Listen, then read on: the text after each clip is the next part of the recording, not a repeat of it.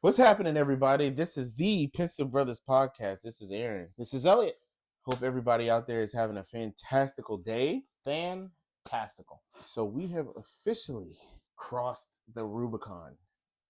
Rubicon. Yes, whatever that means. We are back. This is a big deal. This is season 3. Yeah, because we took a long break. Yeah, we did actually. Listen, we had a lot of stuff going on. I needed the break. Yeah, I'm sorry, y'all. Hey, listen. Because while we were gone, let's kind of review here. I know, right? Joe Biden's term basically ended about 8 months ago. It ended. Yeah, now we're basically in Netanyahu's presidency until January of next year. Yeah, at least. Donald Trump was charged with 91 criminal charges. That he might get away with for nonsense reasons. Bro, did you hear about the Fonnie Willis stuff? Yes, we're going to talk about that. Okay, we'll get to that later. Don't worry about that. Because, bro, we're going to talk about it. Anyway. So irresponsible. What else has been going on? I mean, we all heard about the Cat Williams thing where Cat Williams is attacking the entire industry for a multitude of reasons. Some valid, some kind of nonsense. But this man came out the gate. Yeah, swinging. Full swings. Like Mike Tyson swinging. Yeah. It's wild. Yeah. It's been a lot going on, man. Yeah. A lot going on. And so right now we find ourselves in the midst of a new presidential election. Yeah. New primaries. New Hampshire just finished yesterday. Yeah. So Iowa, I think, was last week. Last week, yeah. Yeah. Yeah, bro. Like our country is going through a lot. So we're gonna kind of dive into all that. But before we go politics deep, I need everybody, please like and subscribe, comment what he said, all of that. Please, it really helps out a lot. And if anything, if you don't want to comment, share the stream, share the videos, share it with your friends. If you enjoy our content, we definitely would be greatly appreciative of that. Send it to somebody who you know is gonna hate it. Yeah, I know. Maybe it might educate them and they'll stop saying things that you don't like. You got Republican friends? Send this to them. We love those. So I'm dreading. Just let's do it. All right. So right now we're in the middle of a presidential election. Okay. So I'm like, it's like the nerd in me is excited, but the American in me knows that this is going to be a crapshoot. I mean, the U.S. citizen in you is like, oh no, these are not good options. No. And how many elections in a row have we had all bad options, bro?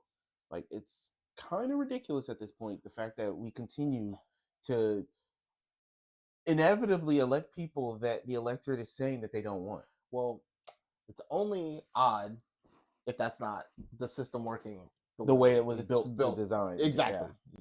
So, So as of now, I'm gonna just keep it real with y'all. It's gonna be Donald Trump versus Biden. Unless one of them dies, or unless Donald Trump's court cases do something, it's gonna be Trump versus Biden.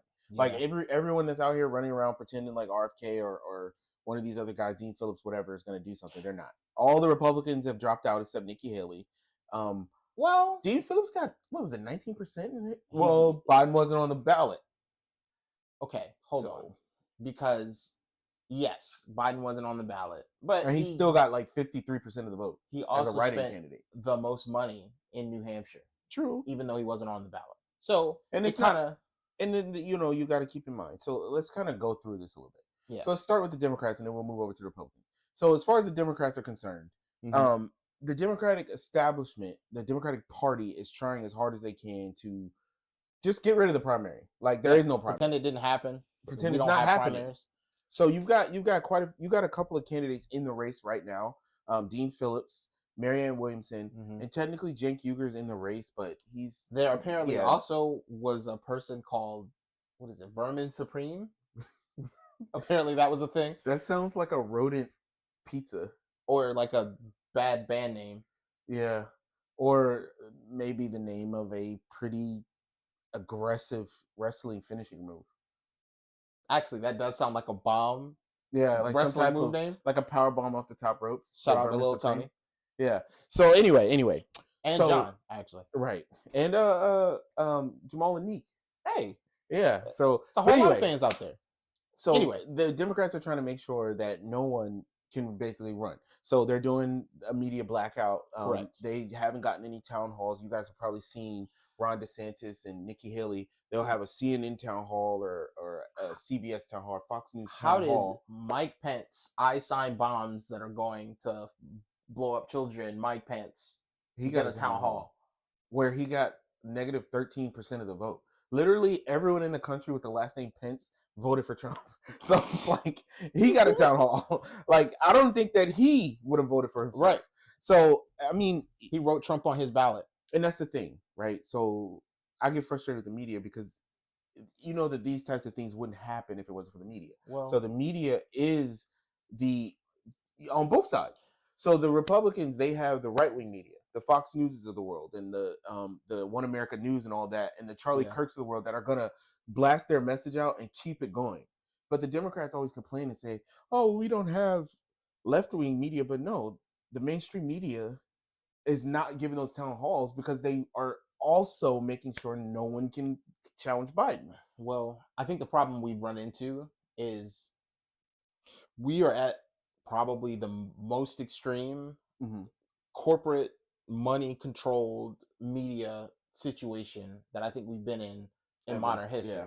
So this is literally a second Gilded Age. Like the consolidation of money in the hands of fewer and fewer and fewer people.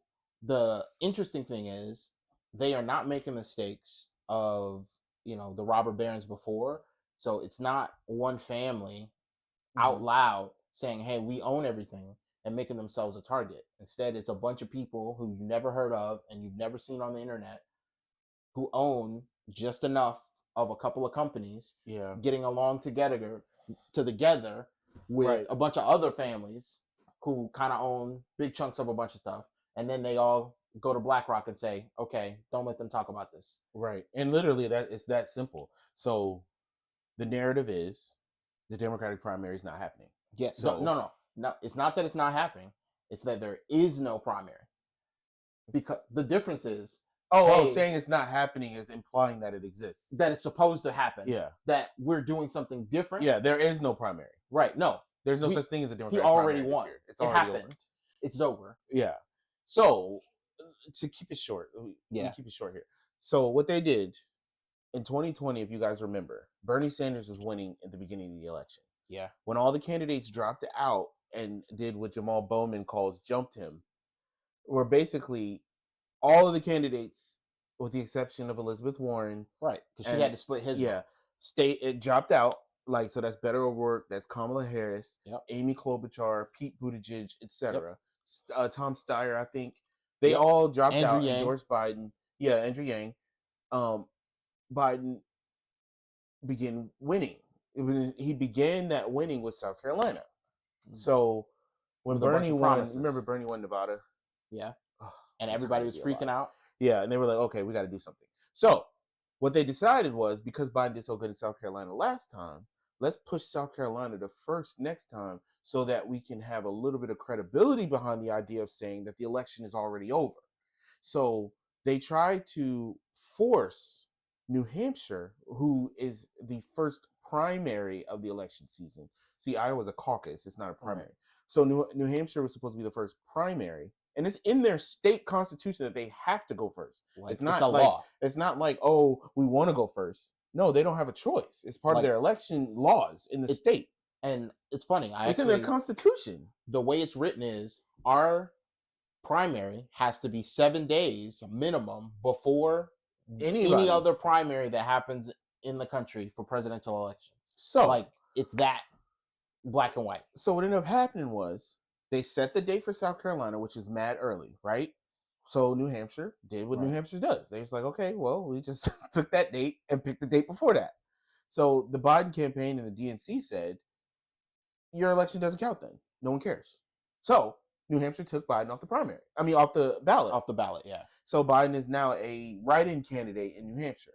So New Hampshire voted last week. Biden got like 53% of the vote as a write-in. Yeah. It wasn't very many votes, to be honest. Dean Phillips came in second. Yeah. Marianne Williamson came in at like 9%. Like a very far third. Yeah, and then it was a bunch of undecided. And then there was like, I saw something that said unregistered voter candidate or something. I think that was James. So okay, there was a campaign recently to write in ceasefire because there are a bunch of people who want to vote for Biden, but they're upset about his decision support making for the war in going Israel. around Gaza, not Israel. Yeah, around the war in Israel and Gaza. So they were like, no, we don't want to vote for anybody else. I'm not going to be referring to that as a war. So I'm telling you now, I will be referring to it as the slaughter in Gaza. I'm good with that. So go ahead. But yeah, so a couple of points on this, right? It is really concerning to me how often in history Democrats are the first to do something really undemocratic, and then it gets replicated in other places. So the Democrats were the first ones to really kick off we're just not going to have a primary thing. 2016? Yes. Yeah. So the Republicans tried to do it. The difference is when a Republican voter says, hey, if you just put up somebody I don't like and tell me that's who I have to vote for, I'm just not going to vote. They really mean it. So they will really just go rogue. Yeah. So the party recognized, our base don't function that way. We got to go with whoever they choose or we will just not win. And it sucks because as a Democratic voter, it's like you kind of get jealous where it's like their politicians recognize the Trump voters are the power base. They're the power base. Yes. So they look at the Trump supporters and they say, hey, I can't just not listen to nothing they say. Right. Where on the Democratic side, first of all, over 70% of the Democratic Party doesn't want Biden to run. Or is it 70% of the country? I think it is. It's 70% of the country. Yeah, and I think it's like over 50% of the Democratic voter base is like Biden's too old to run. And the party takes that information and they say, oh, no one cares. Literally. Like the giant percentage on all of the issues. We are not even about to go through it. We don't got to go through for all, universal free college, like making the rich pay more taxes, like all these things. The Democratic Party does nothing. So, okay, so to finish this off, so basically Biden won New Hampshire, like we just said. Yep. It's only a matter of time till Dean Phillips and Marion drop out. I'm just keeping it real. Yeah. Marion got 9%. Dean Phillips got 19%. He got 19% in New Hampshire. I think it's over. I hesitate to call it over right away. I don't. There are other circumstances that we still need to keep an open mind. Now, if things continue at the direction Which and circumstances? Biden dying? Well, there is that, but I was thinking more like there are a lot of people in other states that aren't New Hampshire who are not going to just write ceasefire in and vote for Biden anyway. So to the point that Democrats are very cynically making because they don't care at all about New Hampshire being too white. Like they're using that as an excuse to reorder the primaries. Yeah, but they do not care. They don't care about that at all. They just care that they think having South Carolina go first is really good for the guy that they actually want to win. Right. Which is so unfortunate because similar to all the Republican senators and congressmen that don't want Trump, but they're kind of just falling in line. I don't think that all of those Democratic staffers really think that Biden is the best choice. I think that they just are looking at the state of what they got going on, and they don't want to uproot the apple cart. Well, I really think that's really what it is. I think it's deeper than that. I think it's dangerous when you are blatantly undemocratic. Yeah, I agree. And then it also undercuts their argument that Trump is against democracy, which he is. That is Trump exactly is a danger to democracy, which he is. It's kind of like the people that cry racism when there's no actual racism. Yes. Like literally Joe Biden is Jussie Smolletting us right now. So he's running around saying Trump is a danger to democracy. This is the most important election of all time.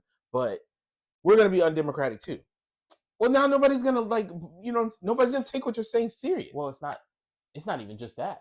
It's also if you are undemocratic, then when it actually comes time to say, hey, they're being fascist, you have no credibility. None.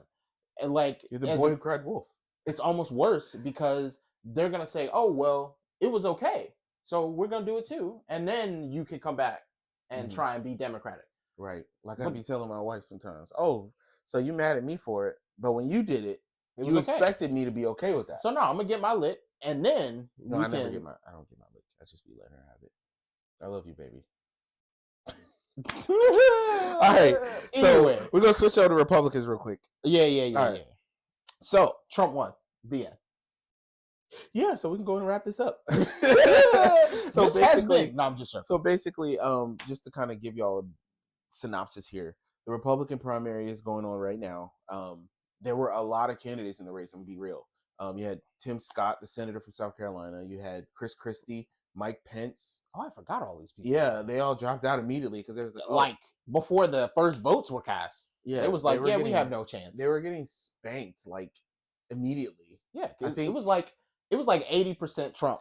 Like the idea the first that 10 polls, you're in a race and the guy that doesn't even show up to the debates is beating you by 40.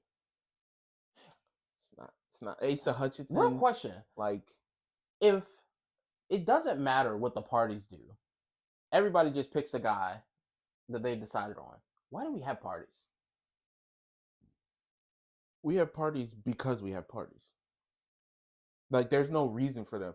They do nothing for us. It's not like the Democratic Party is so effective and they won all these elections. They lose a crap ton. The only reason that they're winning is because right now the Republicans suck.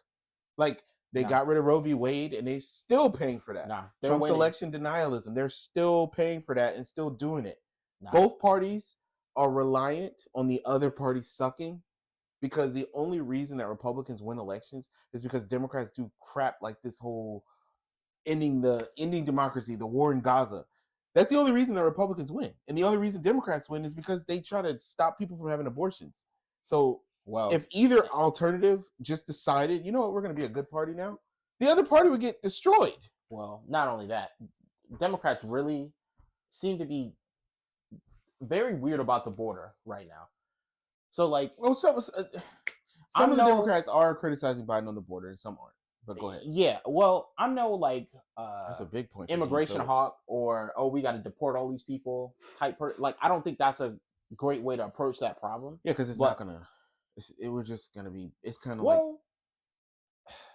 if you just deport a bunch of people tomorrow, that's not gonna stop the people that are on their way here now. Like, you have to implement a long-term plan. Okay, I see what you're saying, but that's not even the problem. I think when you are looking at what makes our country great, part of what makes our country great is that we steal people from everywhere. So that is not good phrasing. That what makes us great. Because I mean, I don't mean that some of those stolen people. Because we did that too. No. I mean, we take in people from everywhere. We get the benefits of having all kinds of different people. So it is a good idea to immigrate lots of people into the country. Wait a minute. But it has to be an orderly, reasonable, fair as we can make it system. And right now, it's first come, first serve, and people are just coming in. And the amount of like fighting age men that are coming across the border with no documentation of where they're coming from and no real way of keeping track of where they're going is very scary to me. It sucks because now I'm gonna cut you off right there, because first of all, it sounds like you're saying that diversity is a strength, and we all heard from Tucker Carlson that diversity is a bad thing. Second, only to a Tucker Carlson. Second, there was a news report last week where they were asking, I know Marjorie Taylor Greene was one of the two, but I think the other one was Senator Ron Johnson. They were asking them basically, hey, you guys are criticizing Biden on all of this border stuff, but they're trying to pass these border reform bills and none of the Republicans are voting for them.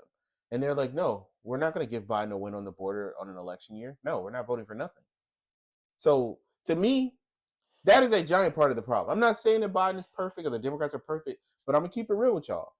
There was a study that was just put out about 3 months ago or so that showed that this current Congress is the least productive Congress in the history of the country. They have passed less bills than any Congress that has ever been sworn in. Have you looked at the trend lines? Yeah, the trend lines are going in the same direction. But I think they said that they passed like 4 bills. Yeah, and they 2 of them were spending bills. One of them was like naming a building or a boat or a ship or something. Well, no, because here's the and one was the the thing that Joe Manchin destroyed, the bill. I don't know, The economic recovery bill. Yeah, that. Yeah, like literally, that's almost it for the whole year. Like Yeah. Congress is doing nothing. Well, and then By they design. passed a resolution saying that voting against or talk. I guess BDS is not sanctioned. We're getting in the weeds It's here. bad. The point that I was trying to make is it's hard to solve some of these problems when half of the Congress is literally a brick that just sits on the floor and says we're doing nothing. Well, I think the only reason that they're allowed to do that is because there's a lot of money to be made by them not doing anything.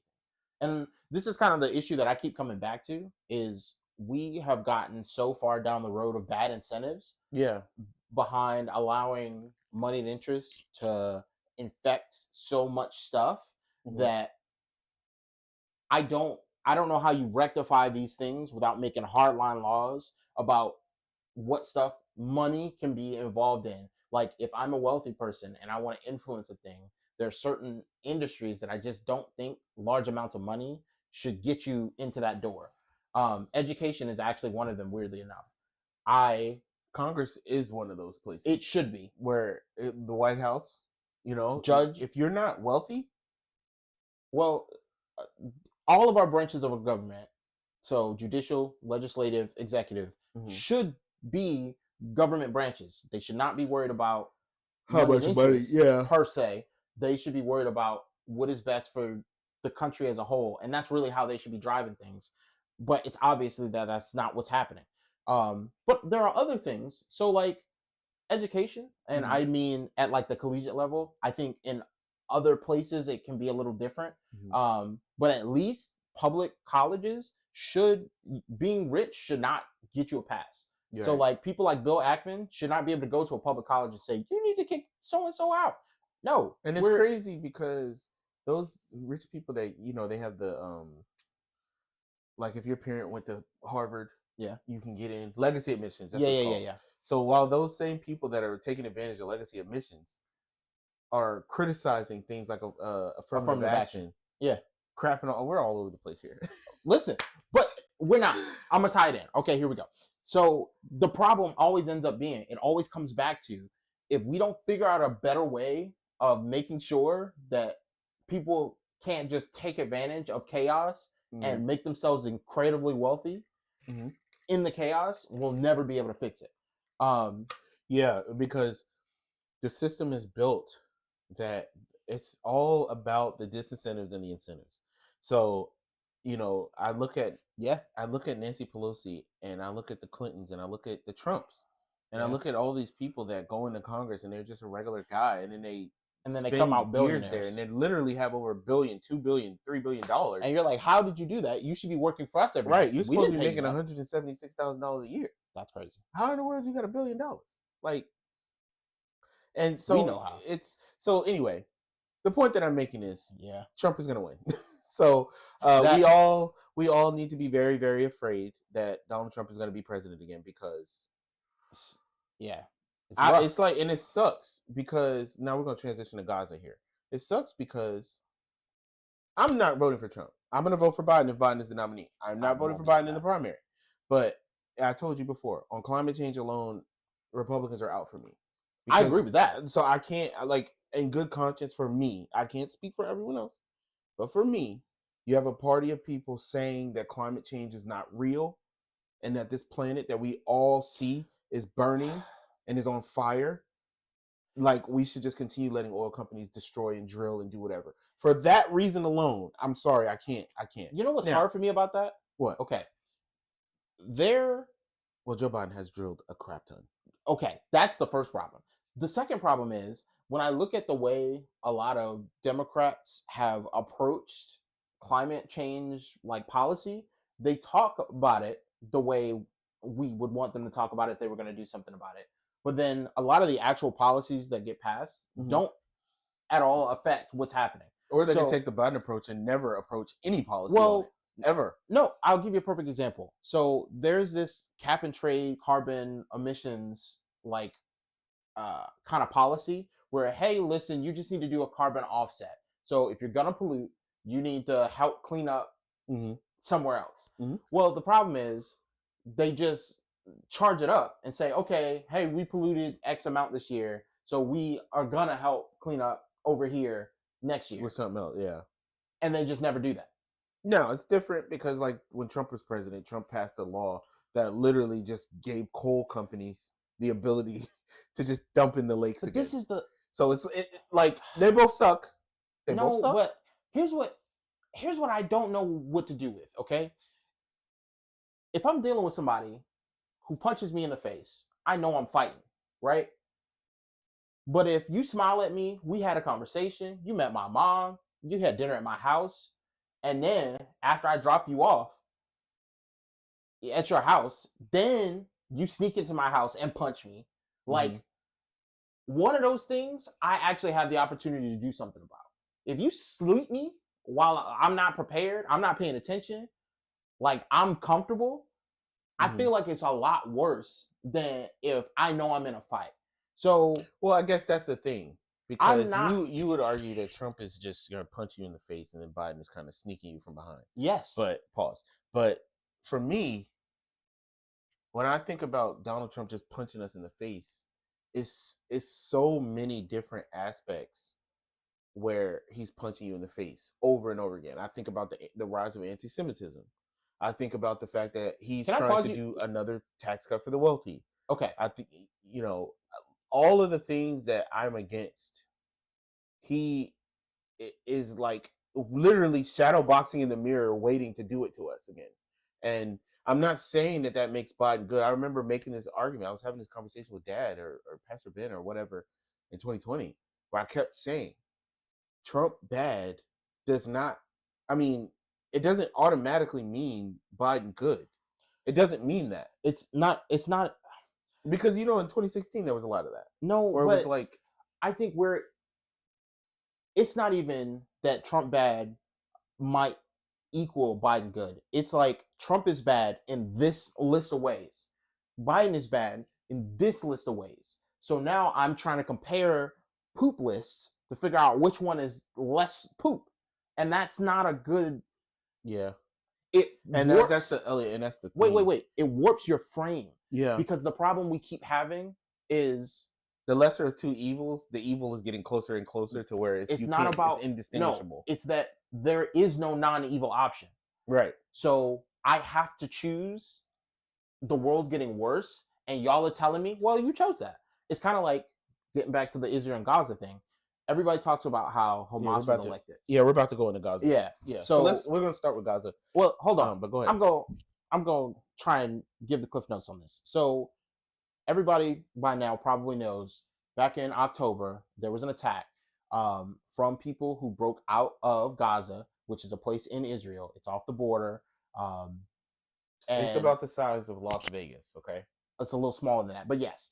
And basically a bunch of people broke out. They came across the border. They attacked a bunch of innocent people. They attacked a bunch of military targets. And they kidnapped a bunch of people and then tried to run back to Gaza.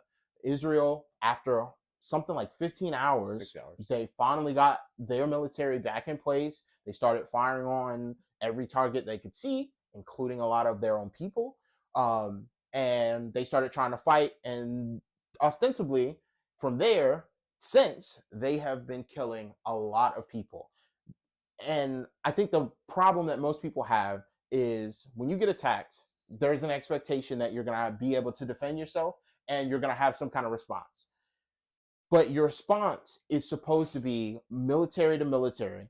Your response is supposed to take into account civilian casualties, civilian structures, and there are certain things that are just off limit, point blank period. Hospitals, schools with children in them, mosques, people's residential houses, churches, educational buildings. These are all things that are not supposed to be. What? UN buildings? Yeah, these are things that are not supposed to be military targets. Journalists. So I do not have an issue with any country who gets attacked responding militarily. I don't like that war happens because in a lot of instances the war is happening for dumb reasons. But like if somebody came across the border in the U.S., I absolutely expect a military response to occur. But if that military response is killing 10,000 kids, if it's blowing up 80% of the buildings, not the Hamas buildings, the buildings. Imagine leveling 80% of Las Vegas. Well, now it's 90. It's actually 90% now. Well, and they're trying to make it 100%. Right. 21 Israeli soldiers just died because apparently a Hamas person popped out of a tunnel and critted with an RPG and blew up a bunch of mines that they were setting to blow up a bunch of houses and killed all of these people because the buildings that they were planning to blow up collapsed on them. And I think for most reasonable people, nobody wants babies to be killed. Nobody wants to see a father picking up his dead child and putting it in a grocery bag because he can't find all the pieces. Nobody wants to see kids crying over their dead mom and aunt and sister day after day after day after day. So, I talked to Dad about this, and he makes a good point. Like, nobody likes the way war looks because war is ugly. But when we talk about war means a thing. War means, hey, there is an enemy who has made themselves our enemy, and we're going to go fight them. It does not mean, and it should not mean, hey, we're going to just go kill anybody we decide to kill. Right. And the reason I think that's important is the same reason that I get kind of frustrated when we talk about like the dichotomy between a Trump and a Biden. Because the problem always comes back to, listen, we have to have rules. We have to have principles. If we decide, oh, well, Trump is just so bad that we can't have democracy because we got to get this guy out of here. Like, no, you don't really believe in democracy. So if you believe, hey, we need to have rules about how we conduct ourselves when we're dealing with war, we have rules of war. We did World War II. We all decided, hey, that was terrible. We never want to do that again. We made a bunch of rules. We made a bunch of governmental bodies. We signed a bunch of treaties and agreements. But then when it comes time to actually abide by what you sign, you're like, I don't really want to do that. That's chaos. Right. And I'm learning that a lot of people, when it comes time to actually hold to the rules, they just don't care to hold to rules. And I think I'm just at the point in life where I'm like, no, everybody needs to be held to rules. Right. Everybody. Us too. So so with the war, with the slaughter in Gaza. Massacre. Just to give you guys kind of some scale of what's going on. Because I know a lot of the media coverage that people are accustomed to when it comes to anything related to Israel is Israeli propaganda. Yeah. Where, I want the people in Israel to be safe. I want the people in Israel to be free of Hamas and their terroristic threat. I do. But similar to us being attacked on 9/11 by people from Pakistan and Saudi Arabia, and then we decided, okay, let's go attack Iraq, right, and take their oil. Attack Afghanistan and take their oil. That created ISIS. That's what happened. We got ISIS after that. Well, so we didn't just get ISIS. We also got a war in Syria. Yeah. We also got a lot more destabilization of every other country around Iraq and Afghanistan. Yemen. Places like Yemen, Kuwait. Right. Et cetera, et cetera. So as he said, the Hamas fighters, they attacked. It was a music festival going on, and they took a bunch of women and hostages. They killed 1,200 people, 36 children. Well, it's not 1,200. It was 900. Yeah, because the rest of that was actually Israeli soldiers and military members that were killed as well. But Israel, they took 6 hours because their military was actually supporting the illegal settlements in the West Bank. Yeah. Their military was not in place to defend them. So it took them 6 hours to turn around and actually start fighting back. But what happened was they decided, okay, now's our chance. So they started bombing Gaza. And when I say bombing Gaza, I mean bombing everything. Everything, everybody, everything. So what they did was they told them, hey, get out of the north because we're going to start bombing the north. So they did an ethnic cleansing where they forcibly moved an entire ethnic group of people to a different area, and then if anyone that did not move was bombed. So there was a big story about a convoy of vehicles going from the north of Gaza to the south, like they were told, who was bombed by Israel. So then there were ambulances that pulled up to help the convoy, and then they went back and they bombed the ambulances. Yeah. So 90% of all building infrastructure in the entire Gaza Strip is destroyed. They've destroyed hundreds of schools and churches and mosques and all these things. They bombed hospitals. They're bombing refugee camps in the south. So like they're bombing UN buildings. The UN is literally saying there's no safe place for the Gazan citizens to go. And then at this point, the Gaza citizens cannot cross the Rafah border into Egypt. They're not allowed. Correct. The Israeli government is not allowing the aid trucks to come in.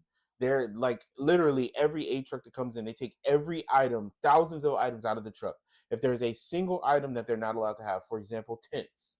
Tents have tubing, and they're saying they're afraid that they're going to make pipe bombs out of the piping. So if there's a tent, a single tent, the entire truck then gets put back. All the items get put back, and the truck gets sent out back to the back of the line. And 2 United States congressmen just came back from Gaza, where they reported that information to the media. So if y'all want to look that up, look it up. I think Eric Swalwell was one of them. It's a terrible situation. Over 30,000 people have been killed. Over 50,000 people have been injured. You've got over 10,000 children have been murdered. Hamas was elected 18 years ago. Yeah. And half of the population in Gaza is under the age of 18. Yeah. And they had one election, and then they ended all elections. So even if the people that voted for Hamas at the time were like, yo, I don't like this, they had no choice. They couldn't vote anybody else in. So all the Israeli government saying, oh, well, they should have risen up. Risen up? Hamas they just attacked Israel. Knowing the capability in the back of the United States and all this stuff that they have Iron Dome. The Palestinians don't have that. This is the problem that I have with a lot of what's happening.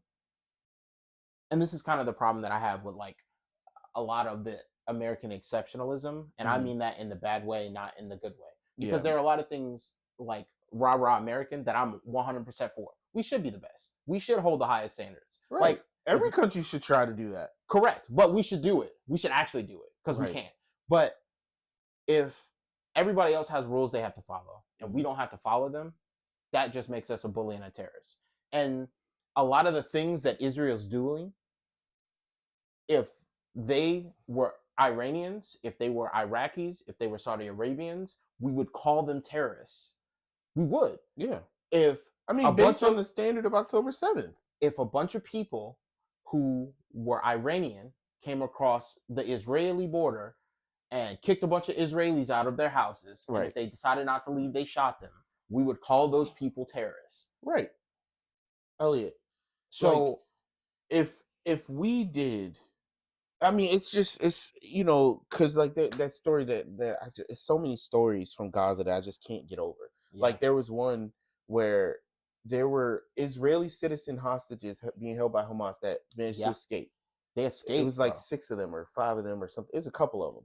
They escaped shirtless. It was all guys, shirtless, and they had a white flag they were waving. Were speaking Hebrew. Yeah. Were screaming, painting. Yeah, they Hebrew had a white on the walls. flag. And like ketchup that they found in one of these buildings that was destroyed. And so they get out and they're running for their lives. They see IDF soldiers and start running towards them. IDF is the Israeli Defense Force. That's the military in Israel. Waving a white flag. Everyone on earth knows what the white flag is. If you don't know, white flag means surrender. If you have a white anything on a stick and you wave it, it means you surrender. They know. The IDF killed them. Yeah. These are Israeli citizens. Wait. Okay.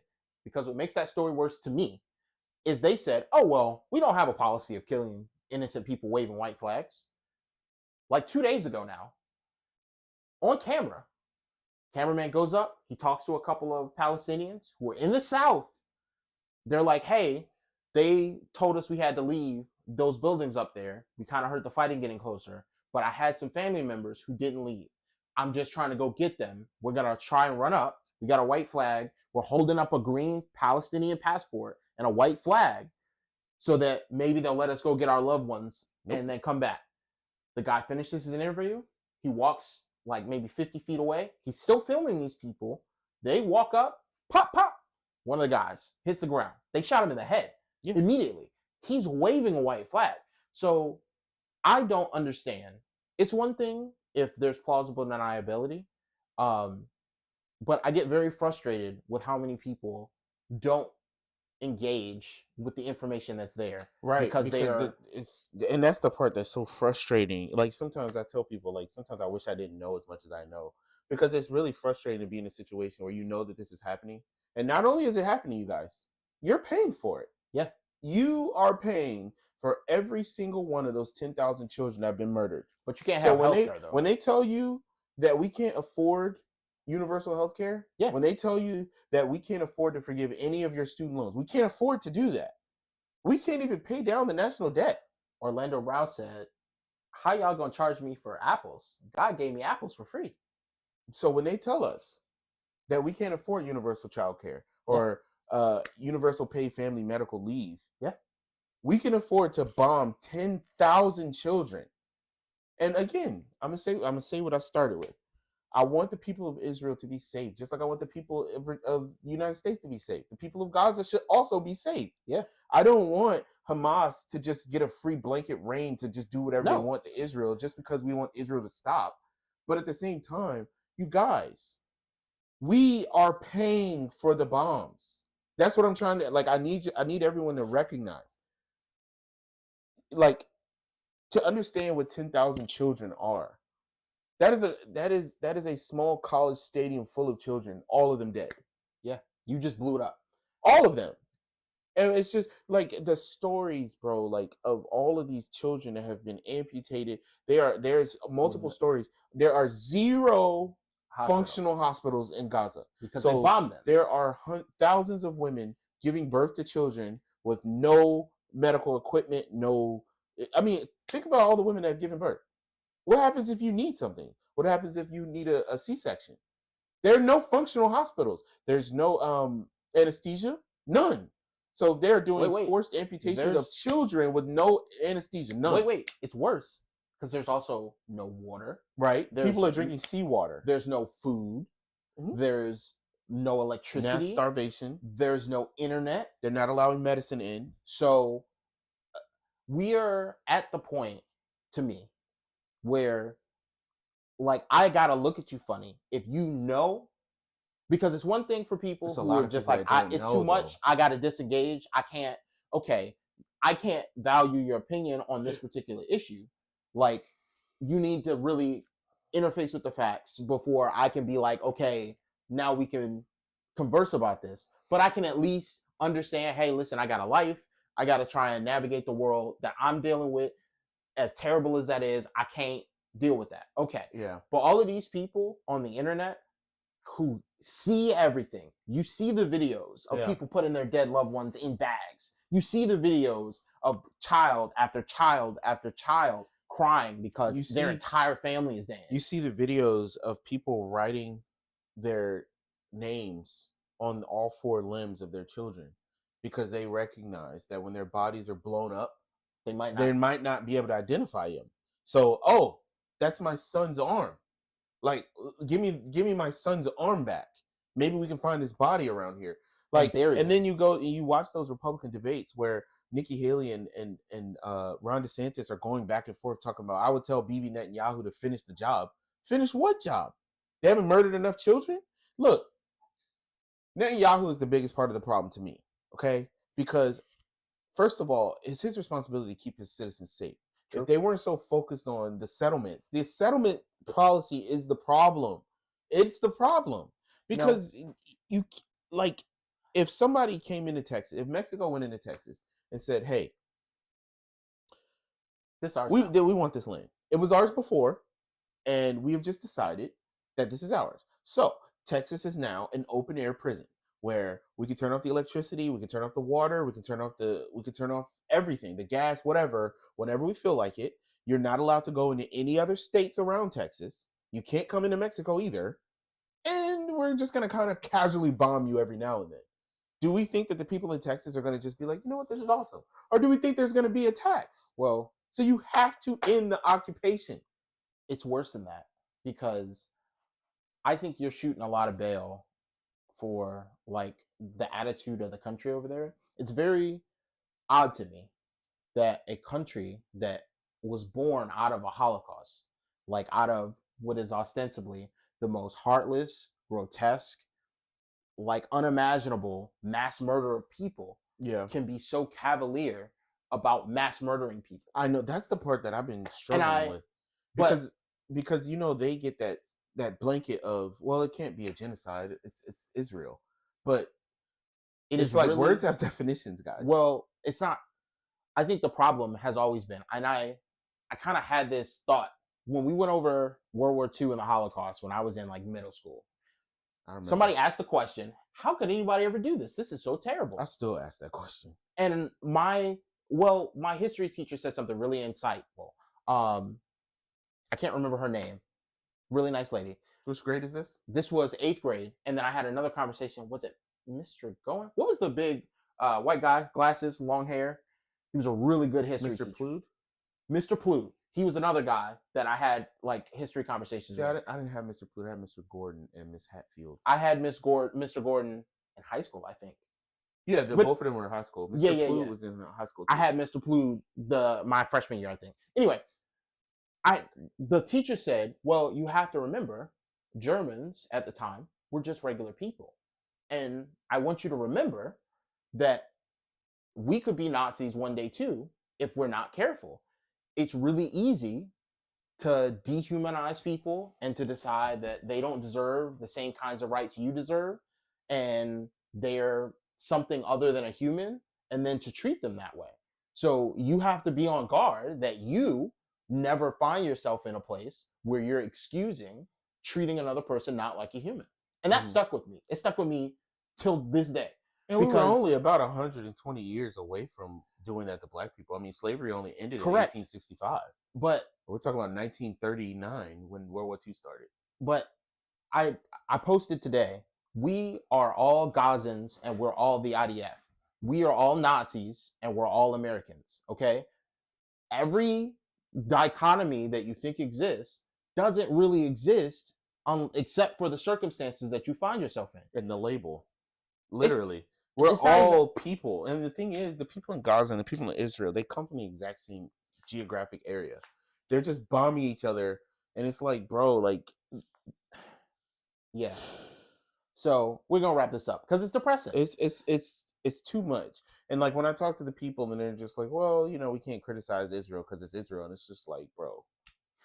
Like I can't have an intelligent conversation with people like that. And I can't do it. Because I'm at the point, and this is me and Guy have a real conversation about this, okay? Mm-hmm. Because I just can't accept that the country that's calling itself Israel right now is like God's Israel.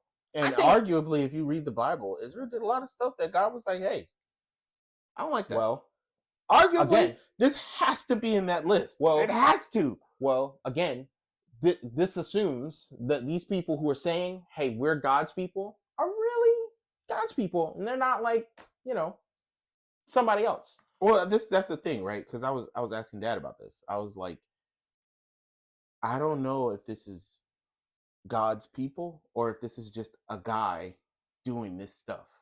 Because to me, the government leadership is just like, yo, this is what we're doing.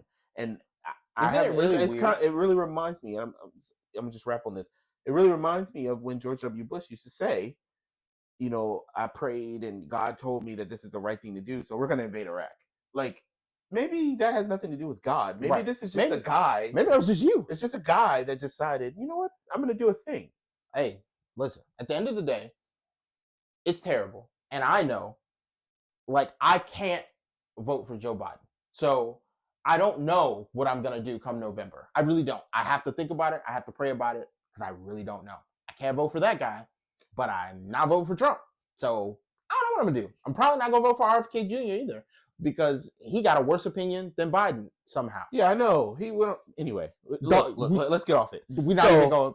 But I think once the primaries are over, I think you're really undercounting how much of a factor RFK is going to be in the final numbers.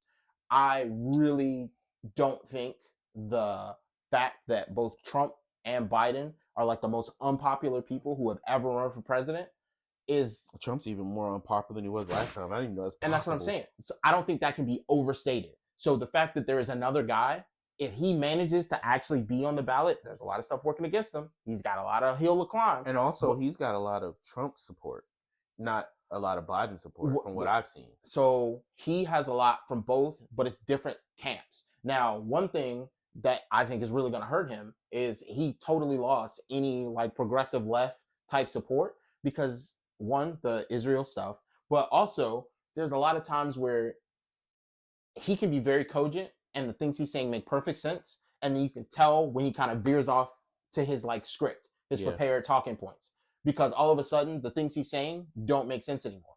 And you can't do that anymore. Everybody, one thing that I really appreciate about the generation coming up behind us is they're actually listening. Because they are paying attention to everything you say. How much of our parents' generation just blindly just color votes? Like they're just like, oh, I'm red. I'm red, I'm so blue. Red team. Like they don't even know they don't even know what's happening. Where I look on TikTok and you watch these videos of the younger generation and they're like the Sunrise Movement is a perfect example where these kids are like, no, like this is terrible, bro. What are you doing? And so this is what we're gonna do. We're gonna get off the politics kick now. We're gonna have a little bit of fun. Hey, I like fun. What you got? But I'm telling you, we'll be back with this stuff next week. Yeah. Because it's all going to get so much worse. Oh, you know it. Listen, it's all downhill from here. So, all right. So we're going to get off it for now. Positivity. What you got? First of all, so Halia was not feeling too well last week, and she's better now. I'm glad to hear it. She's better now, but over the weekend, Halia comes to me, and she's like, out of nowhere, too. I didn't even ask. And she's like, yo, I keep asking you, when are we going to watch Harry Potter? And I was like, she hasn't seen it? No. Like, she's like, oh, she said, I rented out one of the books once. So just so I could have a chapter book. Did you say rented out the library? Books? One of the books. Once. And then she just stopped? She read probably 10 pages. Stop it. I didn't read the books. You should have. I read some of the books. I read some of them. There we go. But no, she's never seen it. And I'm gonna be honest, I've seen the Harry Potter movies because you were around. Yeah. But I've never there's a difference between I saw something when I was 9. Yeah. And I'm an adult and I'm paying attention and I watched all of them back to back. There's a difference. Yes, there is. So and it is a time investment, okay? Yes. It's like watching Game of Thrones. You have to be committed to sit down and watch that much TV. Or Twilight or any other long series of movies. Yeah. Lord of the Rings. Yeah, that's a big one. Yeah. Whew. So about 2 years ago, I watched all the Harry Potter movies by myself in this room actually, and really enjoyed them. It took me like a week and a half, 2 weeks, and every night I would come up here and watch about 45 minutes. Some days a little more, some days a little less. But I watched all the movies. Yeah. And I really, really enjoyed it. And since then, I've been trying to get her to watch them with me so I can watch them again. And she said, no. Bro, when I tell you, bro, are you excited? She is addicted. She's all the way in there. So, listen. But it's one thing is with watching shows with her, it's kind of annoying. Is she gets bored. So we started Power twice. And the second time we started Power, I was really enjoying it. And then she's like, I don't want to watch that anymore. You know what's terrible? I'm like a month invested in all these. We on season 3. What are you doing? I feel so bad. I'm sorry, Justice. I do the same thing. Bro, okay? What is... So here's a problem. All right? If I'm watching something and my mind starts to wander, I'm like, all right, that's enough of this for right now. You need to download Monopoly Go on your phone, play Monopoly on your phone, and watch the show. I don't want to do that. Because... Funnily enough, me and Justice usually are playing TFT. Shout out to anybody who plays TFT on League of Legends. Oh. It's a League of Legends I don't want to say side game, but it's like a game related to League of Legends. And y'all play together? Yes. Yes. Yeah. We play Call of Duty Mobile together, and we play Monopoly together too. I've seen her playing Call of Duty Mobile. She kind of slick with the sticks. Yeah, she's good at it actually. Yeah. Yeah. And I remember showing her how to upgrade her weapons because she's like, I don't understand why my gun don't kill nobody and his gun keep killing me in one bullet. I'm like, did you update it? And she's like, you can do update it. What are you talking about? I was like, "You're using the same stock weapon from day one?" And she's like, "Yeah." She been using an M16, literally the with whole no time. attachments, like no perks. Like I'm like, so I went up there and she had been playing for months. So she Bro, got she had all points. this money and points, and I was like, bro. And literally, I upgraded it to max at once. You know, it's supposed to take you a long time to do that. Right. So yeah, no, but she's actually pretty good at Call of Duty Mobile. She ain't better than me, but she alright. She alright.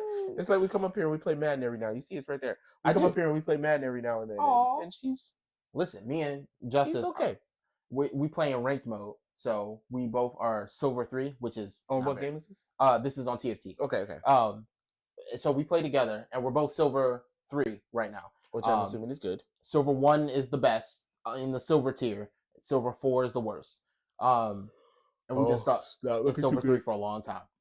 So we trying to make it the goal. That's our together goal. We play a couple of games every other day or so. Do y'all play any other games together?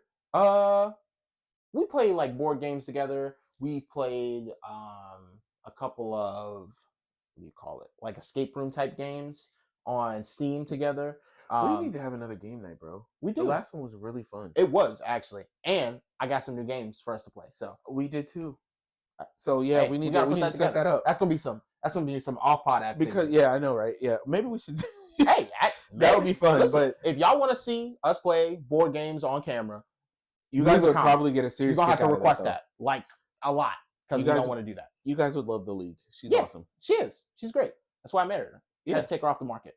So, but yeah, so we've been watching Harry Potter. So now we're on the Goblet of Fire.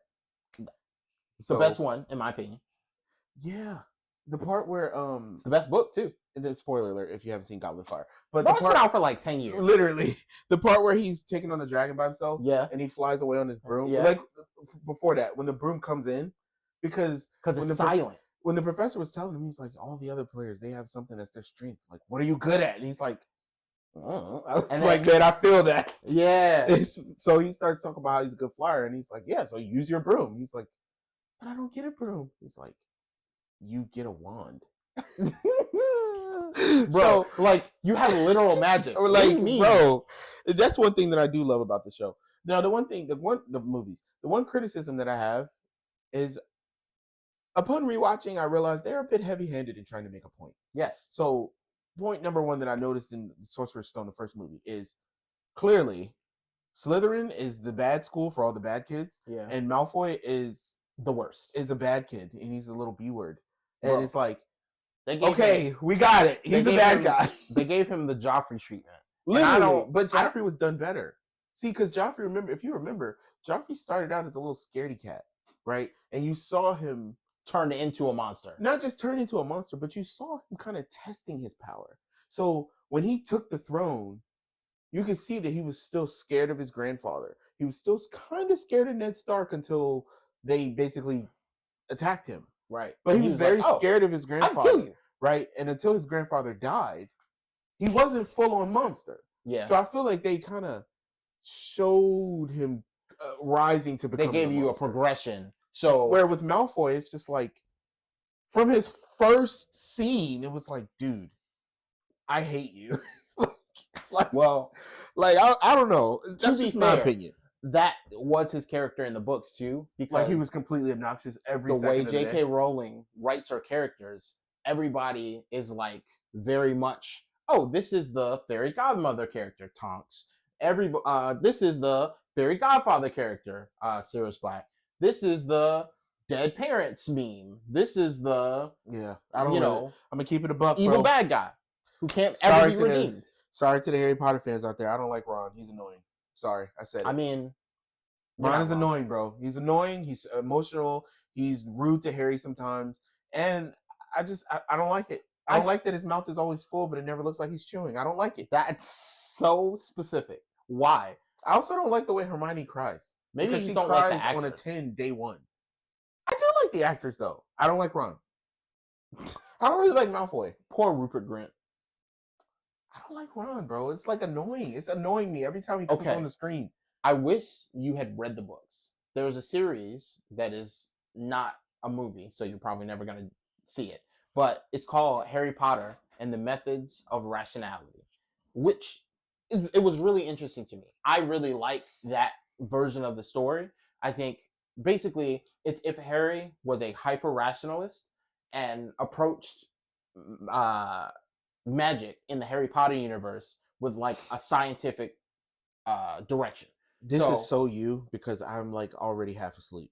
So go ahead. That is so rude. No, I'm saying this is you like all the way up and down. You're right. So he's like, okay, how does this magic work? So he's actually testing the limits. He's like trying to break stuff. He's like, okay, how can I cast a spell with these ridiculous words? I'm but assuming you can cast a spell with no words. Why do I need the words? You wrote those. What? That you wrote that? No, a guy named Eliza Yudkowsky wrote. And he's actually like a hyper rationalist person anyway. He also thinks that AI is going to kill us all. Take that for what you will. But I mean, it was a really interesting series. Y'all seen iRobot? So, listen, I think that's a pretty good place to stop. Yeah. This has been the Pensive Brothers Podcast. I'm Elliot. This is Aaron. And we are out. Wait. Like, comment, and subscribe. Now we are out. Peace.